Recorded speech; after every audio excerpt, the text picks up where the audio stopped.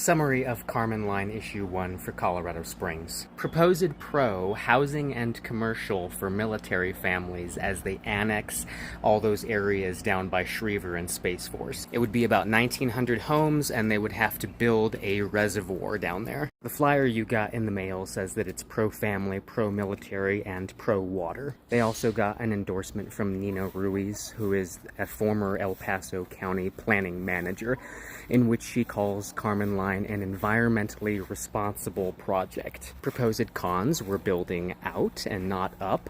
We have to create infrastructure and utilities and provide emergency services for these new neighborhoods, and our police and firefighting force are already spread thin. The Karman Line development is supposed to add 6,500 homes, and the concern is that military families won't actually be able to afford the average. I think it was $565,000 is the average home that it would cost there, and low price point for a house would be like $400K. And then some people online were talking about, well, if you do condos and townhouses, then that'll be cheaper. Like, sure. And we haven't even mentioned the water usage, and adding Karman Line, apparently we'd be able to keep the 128% water rule today. But in the future, 30 years-ish from now, no, we don't have enough water.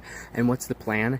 In order to add more water, in order to be able to provide utilities and water and infrastructure to these new neighborhoods?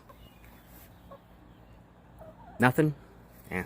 And then every time that we propose annexing land as a city, farmers start showing up and saying, you are taking water away from our lands, our farmlands, our ranch lands. City Council voted against Amara for that specific reason. We could not supply the water and we could not supply the infrastructure. So what makes this any different? Also on the flyer it says paid for by Stand Against Monopolies, which I thought was odd considering that, yes, Norwood is one of the big developers here in the city, but it's La Plata that would be the developer for Karman Line, which is partnered with Kevin O'Neill, and Kevin O'Neill and J.W. Roth jointly own The Independent and the Colorado Springs Business Journal, which they bought. J.W. Roth being the Ford Amphitheater guy. And developers and home builders need a certain amount of profit or they're just not going to build here.